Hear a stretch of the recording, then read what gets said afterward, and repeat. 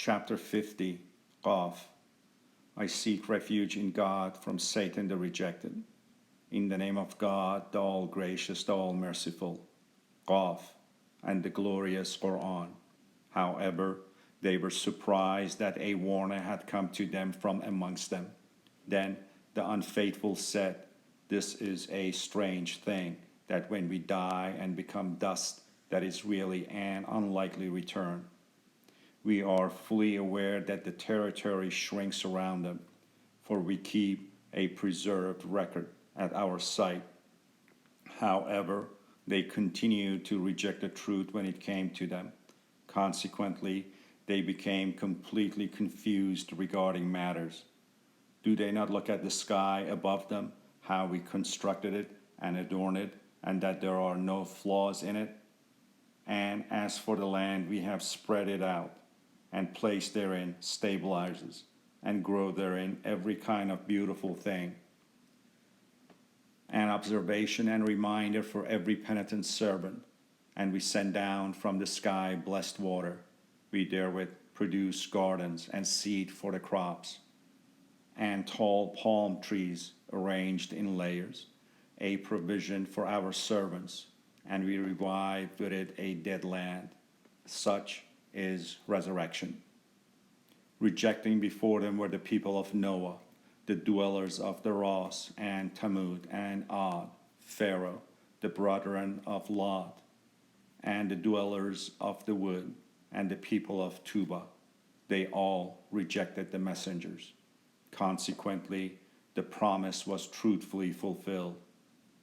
Were we then too burdened by the first creation? Is this why they are doubtful about a new creation?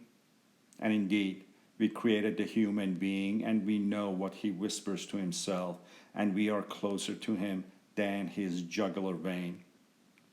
Two recorders are sitting to the right and to the left recording. Every statement he makes is closely monitored by an eager observer, and the coma of death rightfully comes. This is what you were trying to escape. And the trumpet sounds, that is, the promised day. And every soul comes with an usher and a witness. You were heedless of this. We now have removed your veil, and your vision is as strong as iron. And his companion says, "There I was always with him." Throw in Gehenna every unfaithful, stubborn, forbidder of goodness, transgressor, full of doubt. He is the one who made up another God besides God. Throw him into the ultimate suffering. His companion says, "Our Lord, I did not mislead him. He was already far astray." He will say, "Do not argue in front of me. I have sufficiently warned you about the promised day. I never break a promise, and I'm not unjust towards my servants." The day when we ask Gehenna, "Are you completely full?" it will say, "Are there any more?" And paradise will be brought close to the righteous, not far away.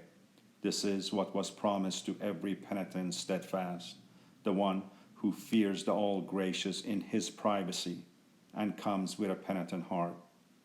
Enter therein in peace. This is the day of eternity. There will be everything they wish for, and we even have more. And how many generations before them did we annihilate, who possessed more power than them? Then they searched throughout the country. Was there any way out? Indeed, in this there is a reminder for anyone who has a heart or lends an ear, and who is an honest broker. And we indeed created the vacuum and matter and everything between them in 6 days, and no fatigue ever touched us. Therefore be patient in the face of their utterances, and glorify and praise your Lord before sunrise and before sunset, and during the night glorify him, and after prostration. And listen the day when the caller will call from a nearby location, the day they hear the thunderous sound according to the truth. That will be the day of Exodus. Indeed, we grant life and death, and to us is the final destiny. The day the ground cracks open and lets them out in a hurry, that is, the summoning which is so easy for us.